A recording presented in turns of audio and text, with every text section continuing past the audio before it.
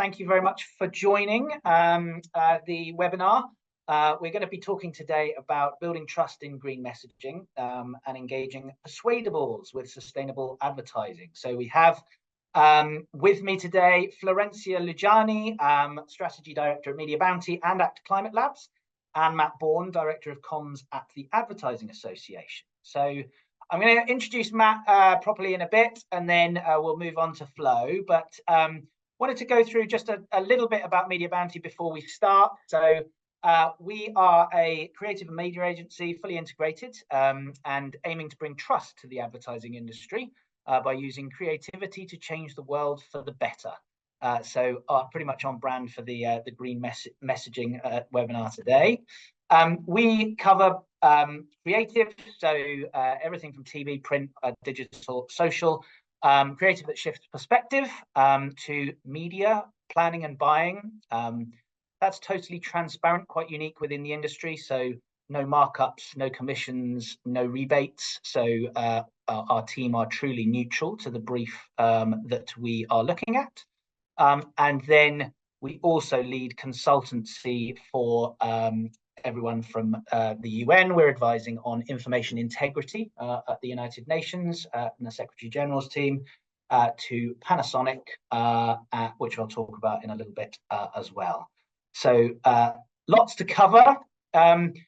So getting into it. So sustainability advertising is changing in a very big way. I'm sure all of you are more than aware. We saw some of the challenges that came in, and this sense of nervousness about making green claims. So and green claims now don't just have to be substantiated, you know, and properly referenced, but they also have to make sure that you're not omitting information as well, key information within advertising. And the ASA have been doing, you know, a very good and thorough job on looking at advertising that is cherry picking information or omitting key data.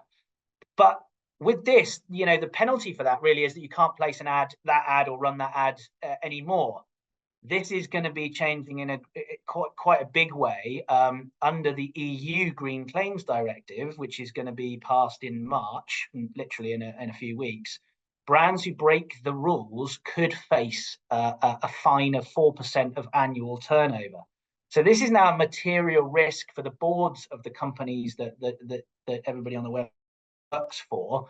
I think 4% of annual turnover is a pretty I guess a bigger penalty than just having your ad banned. Now, obviously, this is only for companies that have, you know, staff and revenue within the EU.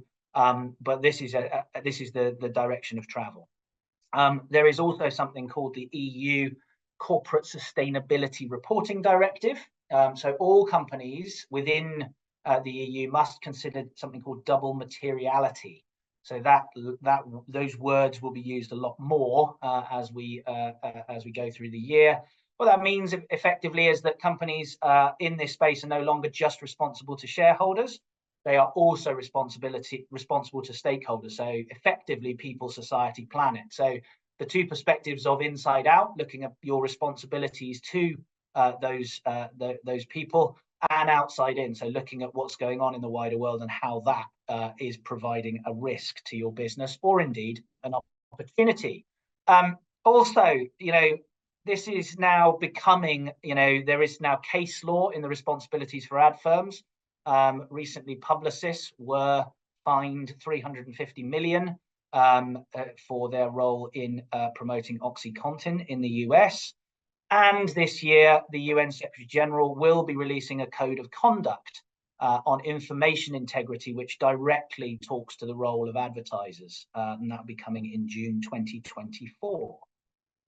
So there are big risks for advertisers and their agencies, but there are also opportunities. In the latest B Labs global report, B Corps were shown to outperform ordinary businesses in revenue and growth. So Seb Munden, who is the fellow author of the book that Matt's going to talk about, talks about, you know, better businesses becoming bigger, and really that is being shown to bear out with the growth of B Corps. And then finally, I work across Media Bounty, the Conscious Advertising Network, and I'm on the board of something called the Energy and Climate Intelligence Unit. And we released a report with the CBI this week, which showed that the net zero economy is growing 9% compared to 0.1% in the wider economy. So this is also the economic opportunity of the century. So moving on to, I just wanted to kind of give you the risks and the opportunity within this. So a lot of the challenges that came in were really talking about confidence in making these green claims. So I'd like to introduce Matt Bourne. Matt is the communications director of the Advertising Association. He has a really broad remit, consulting government on regulation. He also leads the communications for AdNet Zero as well. So he is the man in the know of all things advertising and sustainable advertising, and has just literally launched his book along with Seb Munden. So I won't talk about the book. Matt's here to talk about that. I will pass over to Matt. Amazing. Thanks, Jake. Thanks to Media Bounty team for the opportunity to talk to you all today. It is a big week. Spent 6.5 months last year alongside the day job researching just what is going on in terms of the industry's efforts in the UK and internationally to kind of shift to a sustainable footing. And I'm proud to say that the book by Kogan Page, published by Kogan Page, comes out this Sunday in the UK, rest of the world, and on March the 25th in North America. So we're doing lots of work now, really sharing. I mean, I'll be honest, the book is really standing on the shoulders of the giants in the space who are doing the amazing stuff. But what we've tried to do is put it all together, and Seb uses a phrase, which is synthesize it. We have a vision of what a sustainable advertising industry looks like. And that's an industry which makes ads in sustainable ways. It distributes those ads in sustainable ways. And those ads feature sustainable products, services, and behaviors, all of which are about supporting a sustainable economy. So the question that the book sort of poses is, how do we get there? Where are we at? Where are you at as an individual working in the advertising industry? And how can you accelerate that change? So Jake, if you wouldn't mind popping to the next slide. We had a few different testimonials and things, but I thought, you know what, I'll pop this one up because actually this is a real great provocation. So we were lucky enough to spend a bit of time talking with the behavior insights team. Now, they were previously the nudge unit for the Tony Blair government. And they are, the geniuses when it comes to that sort of behavior science at a national level and how you push people towards better behaviors. And Toby Park leads their energy and sustainability unit. So Toby was kind enough to spend time with me on the book. And I also spoke with Professor David Halpin, who's the chief exec of BIT. They've written a brilliant book, a brilliant paper, which is how the UK can get to a net zero economy. And so they fed in quite a bit of thinking, which sort of sets up, if you like, in the middle part of the book, the challenge, the brief to our industry, and what we then need to do with all the skills and tools and talents that we've got to make this happen. So if we go on to the next slide, please, Jake. I'm not going to talk through all of these, not now, but this is the opening sort of chapter and kind of piece of the book. So if the first chapter of the book is for everyone in the industry to read, but in particular that sort of C-suite to say, yes, we will sign up as a business to that manifesto. The book then goes through chapter by chapter. Well, how do you do that then? And it finishes on a chapter 16, which is a checklist. And some of the people watching, you may well be in businesses where some of these things are happening, but are all of these things happening? And how do we get to that goal? I think we are more than capable as an ad industry of getting to the goal of every ad being a green ad. That's the shorthand kind of phrase. But it's going to take everyone in the industry to have that awareness, know that's their responsibility, and to make the changes in the way they work and the way they think about the work that they're making to make that a reality. I'd love to think we can do that fast. And I think that the people within the book that we've interviewed and spoken to, are absolutely there. We've just got to share this far and wide now. One of the provocations I think we need to really think about is how we define creative excellence now. I don't think creative excellence can be awarded for any work in advertising without a conscious understanding of its impact on the planet. And I would love us to be in that position as an industry very soon, where we all recognize the work for that contribution. So I'm going to stop now. And what I'm going to say is, part of the research for the book, obviously, I came across the fantastic work by Media Bounty on the Persuadables. And I was lucky enough to spend time with Florencia, who I'm going to hand to now. But Florencia has done amazing work in understanding the opportunity we have to engage a big audience with this. So I'm not going to say any more. I'm going to hand to you now, Flo. Thank you for that, Matt. I have also the book here, Sustainable Advertising, and it's already been a really good read. So I'm really looking forward to discussing this later. So yeah, I'm going to be introducing the Persuadables to the audience. And Jake, if you want to go to the next slide. What we wanted to do was basically understand where people are in terms of sustainability and understand their attitudes and behaviors towards it. And so we found this research by a climate organization called Climate Outreach, which basically identified that we could split the UK population into 7 segments. One of the segments represents 14% of the UK population. And those are people who are already very engaged in climate issues and are very supportive. And then there's another 17% of the population who are just not going to be convinced to care and have other kind of like values that are not aligned with making climate change a priority. But then that leaves a really big open market of 69% of people who believe climate change is happening and tend to agree that taking action for the environment will benefit them in the long term. And so that's a really good starting point. But at the same time, those people are not too engaged in the topic. They just don't discuss it, and it's not a priority, but that underlying support is there. And that presents a huge opportunity. So the second thing that we did on the next slide was looking at the way in which sustainability comms are being framed and presented. And by analyzing lots of creative campaigns in this space, we identified what I'm sure we all know are some category norms. So we discovered that a lot of those sustainability campaigns are targeting millennials or the younger Gen Z generation. There was a lot of jargon being used, and also crucially, they were portraying consumers as activists, which is something that, as I'm going to explain a little bit later, Persuadables really struggle with. There were also a lot of those campaigns that were focused on claimings around carbon or plastic reduction, mostly set in urban settings. So a lot of action happening around cities where people have a lot of different options to buy. And then a focus on affluent consumers as well.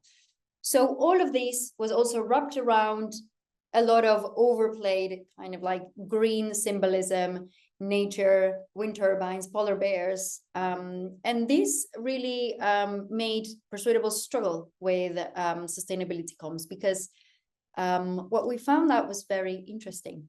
So if we go to the next slide, basically, this has worked very well for a lot of businesses in the past, but it only targets a very specific type of consumer.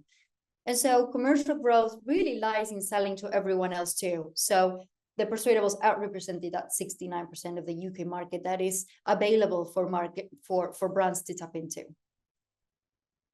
And what Persuadables said was that they thought that sustainable products were for others and not people like me.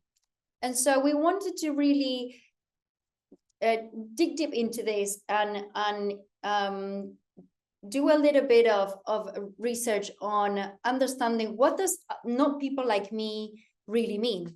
And what we discover is that it's a lot to do around the behaviors and the values portrayed in sustainable advertising that were just a little bit removed from Persuadables' real life experiences. So on the next slide, I have the privilege of going and traveling across the UK, interviewing people and talking about sustainability. And we did this project with a cultural insights agency, Bricolage, where basically had a ton of different interviews with Persuadables, but also experts in working with Persuadables in communities. So we didn't want to engage experts in sustainability, but we wanted to engage experts who had a privileged view on you know, how to make those communications more effective to audiences. So we focused on 3 audiences: our urban somewheres, who are most likely to self-identify as working class and who are predominantly white. We also interviewed people from British, Black and Asian communities, and also went to some rural and semi-rural areas where we talked to people living removed from urban centers. So this gave a plethora of findings and research. On the next slide, we have our kind of like 10 findings from the work that we've done. And I'm not going to go into detail of all of them, as you can, I think you can scan the QR codes on the previous slide to download Beyond the Climate Bubble report. But all of this just to showcase that there is a lot that we can do and the brands can do in order to make, you know, sustainability a relevant topic for people. So I'm gonna stop there, and maybe we can, Jake, if you would like to kick off the conversation.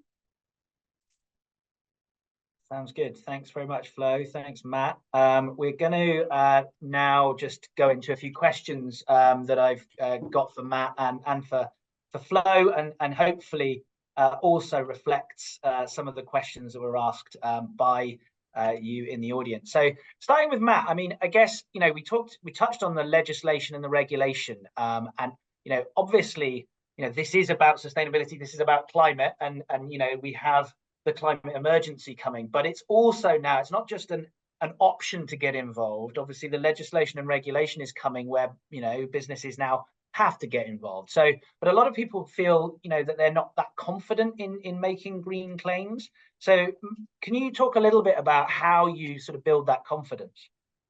Absolutely, Jake, and you know, we made greenwashing and how to avoid it chapter 2 of the book. We had a big old debate. Where does it go? Should it go, you know, towards the end of the book? And it was like, no, it's right up front, chapter 2, because essentially this industry, a sustainable advertising industry, will not greenwash.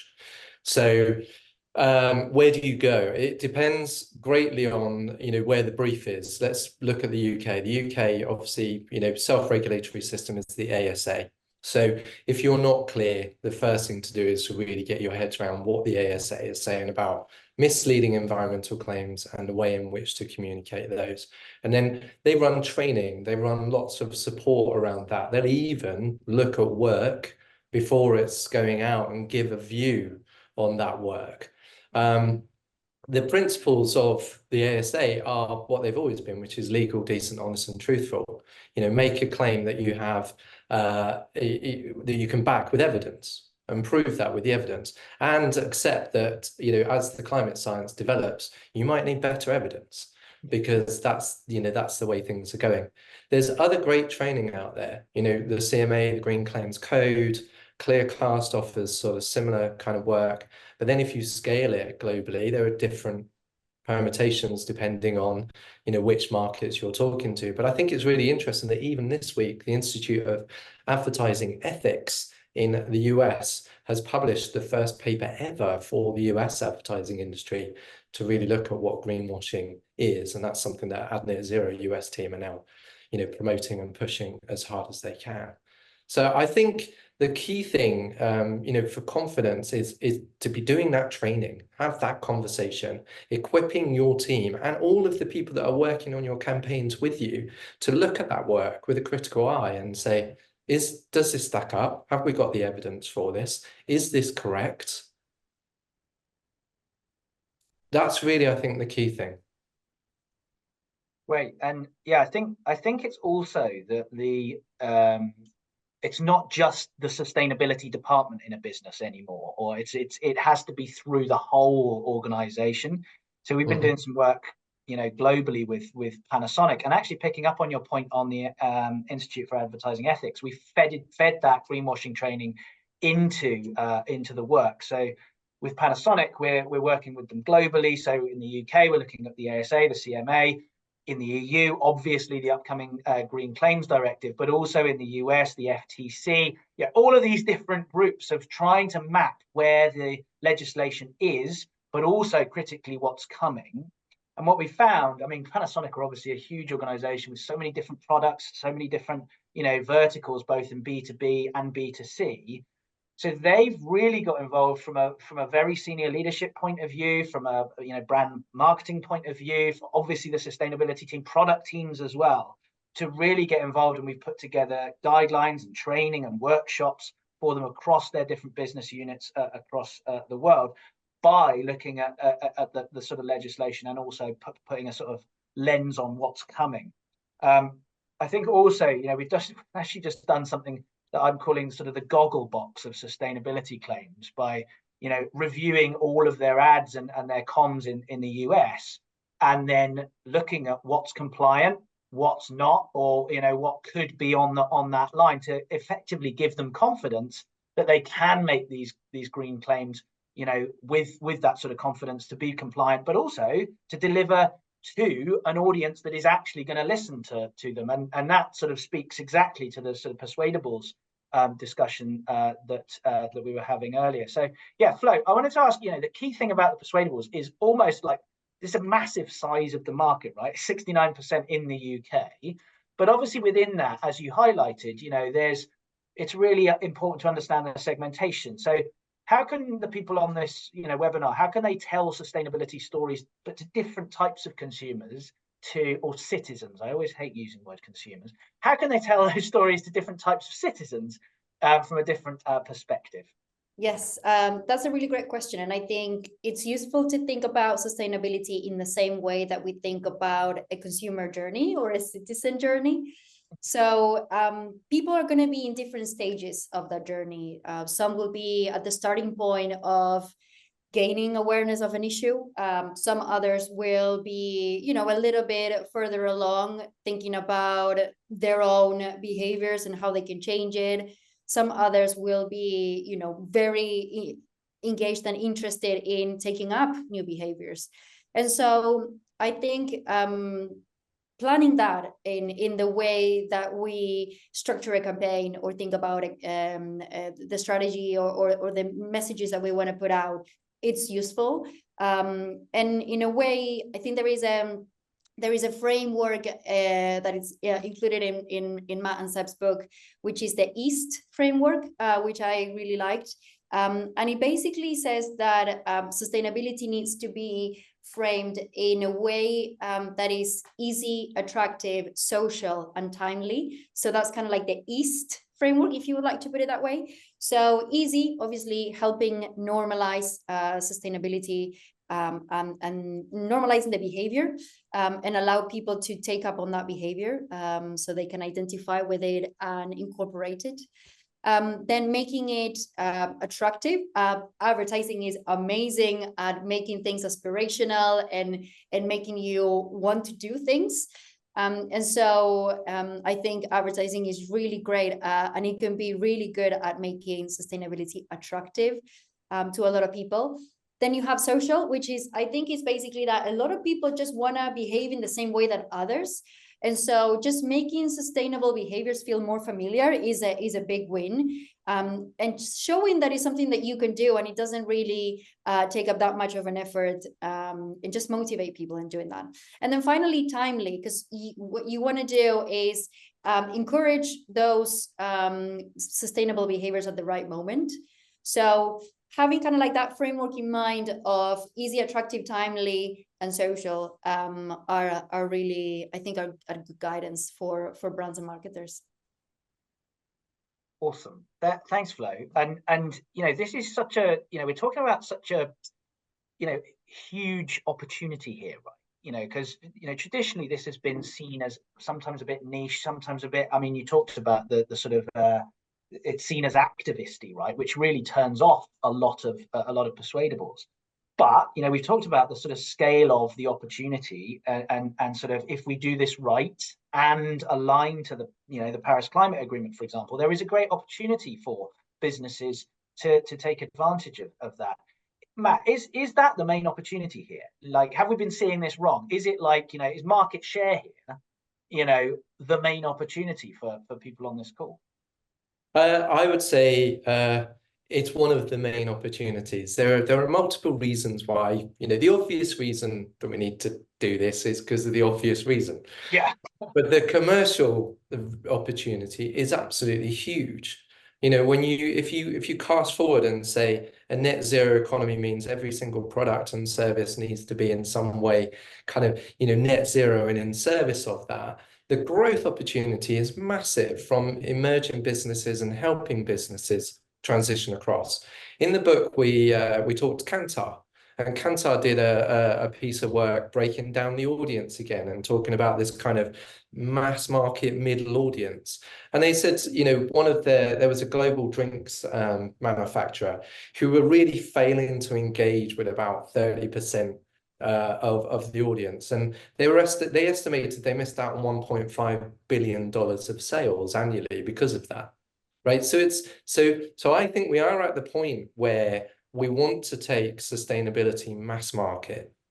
I think your brilliant research and what we tried to do in the chapter where it's featured is say, well, what are the magic ingredients then that you need to take sustainability mass market? And one of the eureka moments was you actually don't often need to talk about sustainability in the advertising. It's not that we're looking for every ad to say it's green, you know, it's better, therefore you've got to buy it, because there's the mass are not going to, they're not going to respond to that.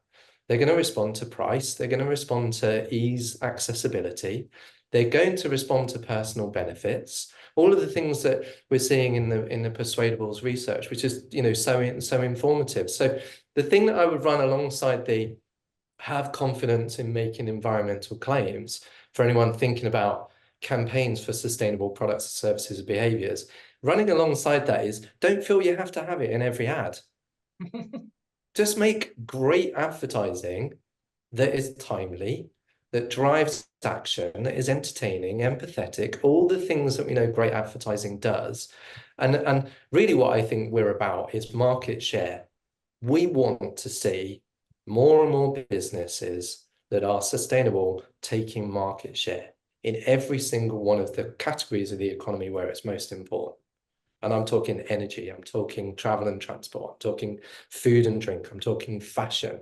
You know, these are the categories where we have a responsibility to find the businesses that have the sustainable products and services and get the market share. I think that's that's such an interesting point. I saw a sort of chart from one of the directors of Greenpeace not so long ago that showed actually in the energy market, all of the use of renewables up to this point have been on top of the use of a growing use of fossil fuels. And there's going to become a tipping point. But the challenge now that you articulate is to really, you know, be looking at products and services that drive down each one of those category emissions. So driving down energy, the whole sector emissions, to be able to reach, you know, our net zero commitments. And it's really interesting hearing what you say about, you know, not having a green claim in every piece of advertising, because actually the legislation, the work being done by the USA, the EU, you know, the US is beginning to mean that actually products and services are having to become more sustainable anyway. So actually we want to be able to, promote those best products and services as quickly as possible. Can you pick up on that, Flo? Like the tone, Matt obviously said, you don't need to be saying in every single ad, if the product is sustainable, if it's great, if it is aligned to, a 1.5 pathway, then surely we just need to make sure that that replaces the other and drives different market share in that category by using a slightly different tone, right? Yeah, sure. I think that came really strongly in my conversations with Persuadables in the interviews that I did. And these were very in-depth interviews. They were 2 hours long. So we would talk about life and their social context, their families in the first hour, and then on sustainability topics for the next hour. So that gave us a lot of time to kind of build rapport with them and get to those really interesting discussions and conversations. So actually not talking about sustainability is I would say it's a good idea sometimes, because in one of the conversations that I had with a lady who lived in Birmingham, I was asking her about, sustainability. We were like in like an hour and a half of conversation. And she was really funny. She was really approachable. She had a really good way with words. And I asked her, like, what do you think about when you think of climate change and these big words that are around, the word sustainability? And she was like, when you say climate change, I can't really think of anything. I know there are, it's just very difficult to connect it with me on like the day to day, because that's really difficult. I said, well, do you have any kind of like images in your head? Like, what does that elicit? And she was like, I don't really know, but what I know is that if somebody was to come in and chop down the willow tree that's outside my house, I would be devastated because nothing can replace that willow tree. And so for me, that was interesting in terms of like how people are not able to, the way that people think about climate change is really a direct relationship with the things that they care about. And so sometimes that sustainability message is just trying to make people maybe, think about big things that they are not really, that they don't have an emotional connection with, when actually thinking about what are those emotional hooks that are relevant to people would be much more interesting, because people are, they care the most about their families, and so the strongest claims are always going to be around how sustainability reflects on can impact their life and improve their lives, and their families and communities. So thinking about how people understand the issues from their perspective, I think is very important, and why we don't always need to push for that very specifically sustainability message. That's great. And I think, that messaging, and we talked about the ads, and when we were talking about, preparing for this, Matt, you said that some of the events that we go to in the advertising world, don't even talk about ads. There's always talking about the sort of programmatic supply chain, AI, all of the kind of, things that are going on in the industry at the moment, but very few is about the work and actually the stuff that we're that we're experts in, right? So I think it's like I tried to compare it, like if you're showing somebody around, it's like an estate agent showing somebody around a house, but only showing them the plumbing, the pipes that go behind it. They don't show them any of the rooms or the kitchen or anything like that. In terms of the work, the actual advertising that we all work on, where are some of the best examples that you've seen, certainly Matt, in your research for the book, where this has really landed, the effectiveness of the work that has really landed? And then the same question to Flo as well, actually. So yeah, you picked up on a point. My beef generally is I think we just need to see more of the type of work and celebrate that work, consistently there. And that really has been the purpose of putting forward the Campaign Ad Net Zero Award. So a couple of examples that I'll highlight is the ITV work with eBay and Love Island, where essentially you've got a mass popular culture property that 3-4 years back was very much embedded with a fast fashion kind of feel and lifestyle, and really took hold of pre-loved clothing and transformed that, and has had a significant cultural impact as a result of that, which I think was just a really good example of a marriage of a more sustainable kind of business model with a popular cultural kind of property, and making that happen. And we talk to government about how we want to see more and more of those kind of sort of big kind of behavior change shifts. There was also in the awards, there was a really smart idea which was from South America, which was the fruit sticker label, which was developed by the ad agency, which essentially, people look at the color of the fruit and think it's gone off, but actually it's not. It's just a different point in terms of what you might be able to use it for. And they have, that intervention, just putting that sticker on label of fruit and veg in supermarkets in South America is reducing the amount of food waste, because they're not throwing away as much of the fruit and veg. So I think there are 101 amazing examples of, but I think we have a responsibility, all of us, to highlight them, call them out, because I think the more we see what good looks like in a world of climate change, the more we'll make work that's reflective of that. And so that's that's one of the big things that I think we all have a responsibility to do, and create the space that allows us to say, look at that. That's the sort of thing that we want to see more and more and more of. Great. And Flo, I mean, you've been central to some of the advertising work that we've been doing at Media Bounty and at Climate Labs, doing exactly this stuff, one of which indeed won an Ad Net Zero award, I hasten to add. So yeah, do you want to talk about some of the work that you've been either involved in or that you see is really landing well with all of this insight that you have? Yeah, sure.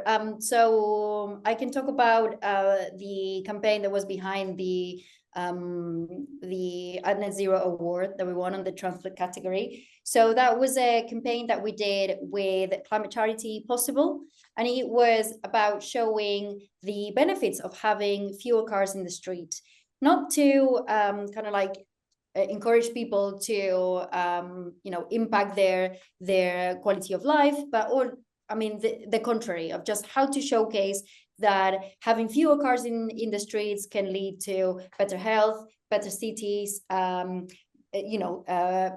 social relationships between neighbors and more. So what we did was recruit local people from the area of Birmingham, where the campaign ran, and ask them to showcase why they prefer to leave the car back at home and take other modes of transport. And the things that they said were absolutely brilliant, because the messages weren't wrapped up in all of those category norms that I mentioned earlier, but it was coming from a very heartfelt place of, one of the ladies said, I love a chat on the 74 bus. You can't just have that on a car. That's just not possible.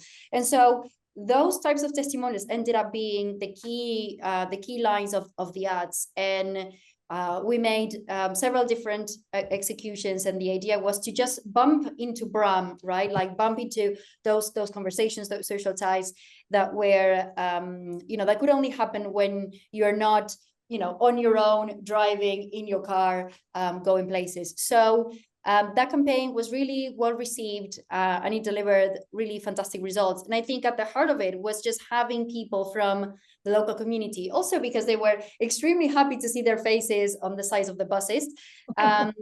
We got some really nice WhatsApp messages from the cast being, oh wow, I can't believe my face is on the local newspaper. So that was nice. But I think the way in which the involvement of the community was reflected in the language that was used in the ads really made a difference. So using those trusted messengers from the community made a lot of made a big impact. Flo, I'm just jumping in there and sort of building on what you're saying as well. What we also saw as we were doing the research, sort of 2 or 3 different angles, whether that was Unilever, whether that was Meta, whether that was NYU Stern, was positive framing. So the kind of the bump into BRAM kind of vibe is that kind of the positive outcomes of doing this. And we asked the question within the book, why has 30 years of climate change advertising failed when it comes to the mass market? And it's the negativity of it that scared people and caused quite a challenge, if you like. And definitely the research that we've seen, where if you want to use a sustainability claim in the advertising, positive framing of it rather than negative framing of it is much more impactful. And that positive framing, particularly around the personal benefits to either you or your family, are really where you kind of get that kind of uplift in impact from what we've seen. Yeah, and I completely agree with that, and that's why we try to really focus on those, a hope over fear framing, right? And I think we can also take some inspiration from, the tobacco industry. The fear just doesn't work in terms of like putting those really awful images in the packaging. Just people buy them anyways. There are other behavioral, cues that we can use in advertising. But really, the doom and gloom doesn't really drive that much of a positive engagement with people. It just makes them shut down, and that's really not what we want. Talking of, I don't want to dwell on doom and gloom, but I want to explore a little bit about, the people working in the industry as well. So, obviously we've got lots of people on this webinar, all of whom working in the industry. What do you think the I guess, opportunity or how important do you think this issue is for people, in our industry? Because, I certainly hear a lot about people wanting to not be working on some of the stuff that they are having to work on, and wanting to work on this sort of positive reframing of, ads that actually are going to make a difference. Matt, maybe you can say a bit about that. Yeah, I'd love to. So, I was lucky enough to talk to lots and lots of different people as part of the research for the book, right? And I interview people who are on the verge of leaving the ad industry because they hate it because of climate change, to people that were incredibly fulfilled and motivated and inspired to be through the work that they were making. I'll give you an example. So there was a conversation I had with a team in France that had just made an ad for promoting people to use the trains in replacement to planes, within France. And they'd made the ad in a completely circular way. They'd borrowed everything to make the ad and build the set. So there's no impact whatsoever in terms of the actual ad itself. And they are tracking the impact of that work, getting people onto trains, which they know is going to be better for the environment as a result, rather than people getting onto planes. And they were so fulfilled in terms of advertising professionals. I think we've got, we know we've got a challenge with our industry in terms of mental health and well-being, particularly for younger people working in the industry. My hope is that a sustainable advertising industry allows people to take their personal sort of drive to see a positive climate action and marry that with their professional skills. Because if they do that, I think that is really the goal. And if you achieve that at scale, if you have thousands and thousands of people really aware, consciously aware, and promoting things that they know are better as a result, I think you're going to see something very powerful. But the question is, how do we get to that? I mean, I completely agree with that. I mean, obviously we haven't talked about climate change much itself in this, because I think, that everybody understands the scale, the gravity, and what's going on there. But I think, one of the things we talk a lot about is almost that principle of, once you see it, once you understand the challenge that we face, you can't unsee it. And so where you're talking about that sort of division between maybe your personal values and your contribution that you want to make, and then what you're actually doing at work, bringing those two things together is so important in order to, as you said, feel fulfilled. I mean, we're quite lucky at Media Bounty. I mean, we're quite choosy, and we turn down a lot of, work. We don't have to work on fossil fuels. We don't have to work on fast fashion. We don't have to work on, pesticides. And I'm always amazed that people come to us and, from what we say on our website, and say, hey, we're a pesticide company. Can we work with you? No. But anyway, so it means that we can be a lot closer with personal values. Flo, do you want to say anything on that? Because obviously you worked, in various different organizations through the industry.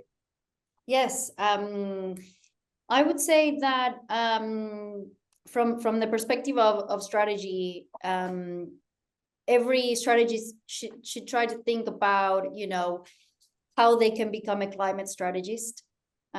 Just because, every single brief and commercial objective will have, some kind of relationship with a climate issue.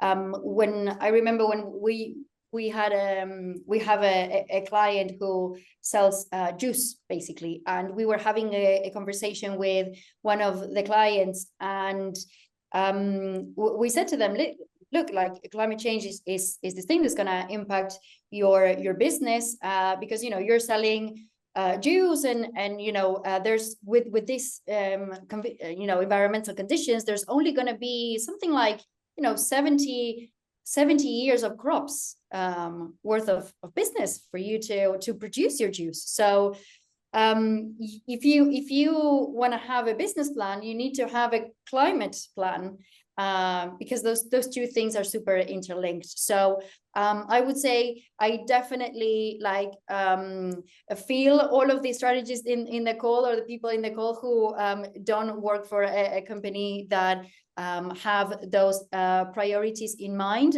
But I would say there's always a way to bring the issue to the forefront, and they're very I think there is a lot of opportunity for us to do so.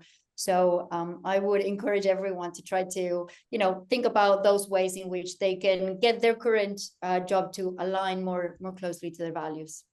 Awesome. Well, just to sort of build on that point, Reckitt are quite an interesting business, big global FMCG, and their CMO, the brief to the marketing teams was pick one of the SDGs, and then with the brand work globally, make progress on one of those SDGs.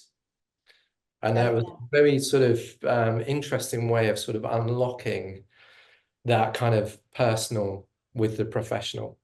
So with I think it's with the Finnish dishwasher tablet, it's all about saving water, right? So all of their communications now has some kind of water saving motivation behind it. And there's some very interesting examples of things that they've done, with that.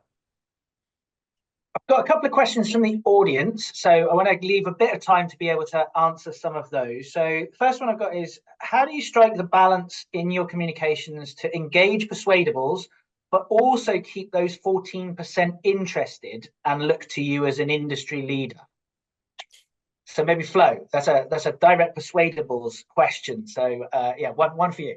Yeah, I think the 14% who are already engaged I think it will be unlikely that they will get disengaged, just because of, some of the behaviors that you said, Jacob, like, once you are, supportive and involved and want to hear about, more sustainable options, I think that starts to become, more normal for people, more frequent. But how does a brand keep the groups that are properly engaged? How does the brand sort of make sure that they keep those people on side, whilst potentially then going much more mainstream within their comms? I think it's important to think that not all communications need to do all jobs. For some communications it will be the right format or the right medium to really talk about all of the green credentials. But there are some other comms that should be designed to engage the bigger audience who isn't as engaged. Going back to that element of the consumer journey and thinking about, right, I have this campaign or this message. What are the right formats in the comms plan to think about? Am I heroing the sustainability message, or is this message going to go into this specific? I don't know. Is this on the website only, but on the out of home, I just put a link to learn more? Or how can I design this campaign so that those people looking for more detail and can get that, but those who are a little bit unaware or disengaged can also feel that this is an entry point. Yeah. Because also another thing to mention is that including lots of stats and lots of information is not always that helpful. And I think Matt, you have some thoughts on that as well. I think actually that brings on to another question. I think, you know, the inclusion or exclusion of detail. So one of the questions I've got here that actually speaks to that, Matt, is how can brands be honest and transparent about what they're not doing well without undermining their efforts in the right direction? So, you know, this point about making sure that we are, you know, with the ASA, not omitting information, for example, not cherry picking information. Sometimes we hear, you know, in some of our work, well, does that mean that we've literally got to have a full page ad, which is all the things we're doing and all the things we're not doing? So, you know, that kind of doesn't make for a great ad. Maybe you can kind of elaborate on that. I would I think everybody talks about authenticity, being authentic. And I think that, you know, one simple way of solving all challenges to all advertising when it comes to climate change would be to have full disclosure around science-based targets. Okay, full disclosure. That's one simple way. Now, I'm not suggesting that you know, is going to happen, but I think that you do have, if you want an authentic relationship with someone, you need to be transparent and honest, and you need to talk about the things that you're doing, and you need to update people on the things that you're doing and the progress that you're making. Be honest about that progress. I think impact reports are really important. I do think that transparency, particularly in categories that are carbon intensive, are really important. This is where we're at. This is what we're doing to change. This is the target date. This is how we're progressing. Okay, I think, you know, that transparency, you know, the AA tracks public trust in advertising, right? We know that sort of connection, you know, people are looking for great creative, entertaining, empathetic advertising. They're also looking for advertising that makes a proper social contribution, has a value to it, and see you doing that. And the secret of trust, I think, is authenticity in that. So, but Flo's right, you know, the research also shows if you bamboozle people with lots and lots of stats and information, you're going to lose them. So there is clarity of communication, but ultimately I think it's about transparency, authenticity, really. Yeah. I think that is coming though. And I'm not sure, you know, yes, the advertising industry has a role to play there, but certainly the science-based targets, you know, you talked about full disclosure. There is a lot of talk about, you know, the term radical transparency coming. And so I think, you know, for the audience, I think it's about being very, very honest about where you are on that journey, and being then very honest with the people that, you know, engage with your product or service about where you are. If you're authentically aiming to go to the right place, and not every business is, you know, but if you're aiming to be, you know, on that proper net zero journey to make that sort of contribution and to grow your brand, being honest with people and being transparent is not only what the regulators want from you, but it is also the right thing to be communicating to your audience as well.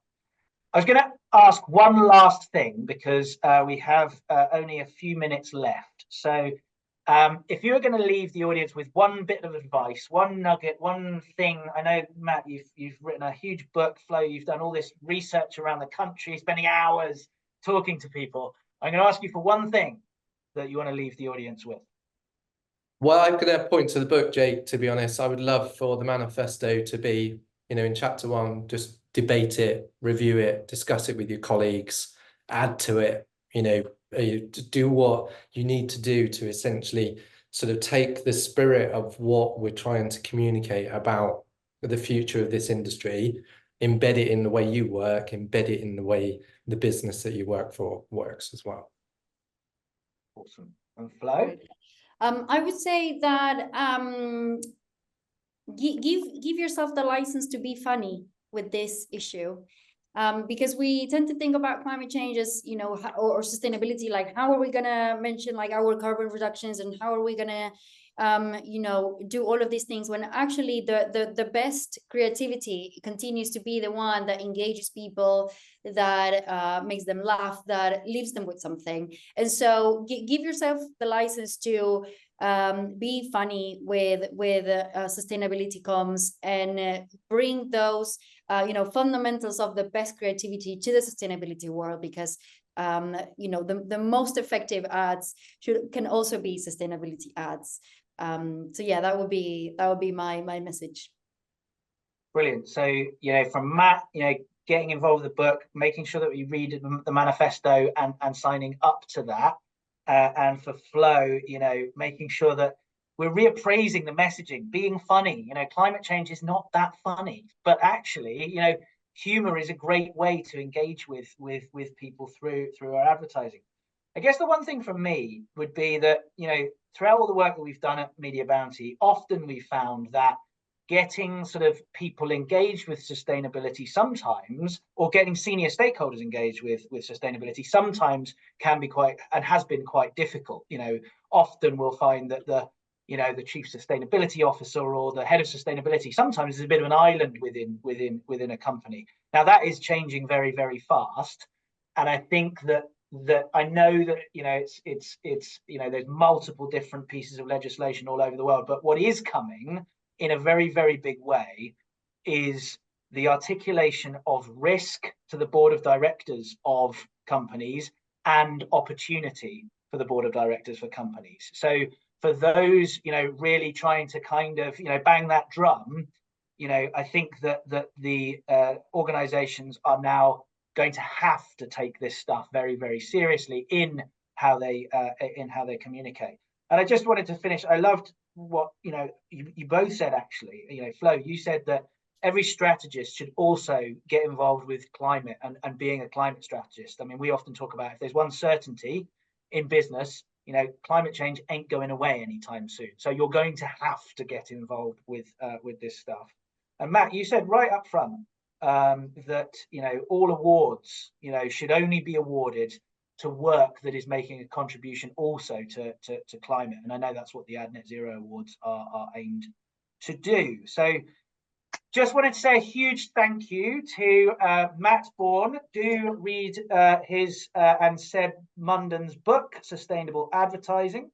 And also thanks to Flo Lugiani at Media Bounty. Do also get in touch with Media Bounty if you've got any questions, certainly on green claims, confidence, you know, crafting funny advertising in the context of climate change. So do get in touch. But wanted to thank all of you in the audience. Thanks for the questions, and have a lovely afternoon. Thanks very much, everybody. Thank you. Thanks a lot.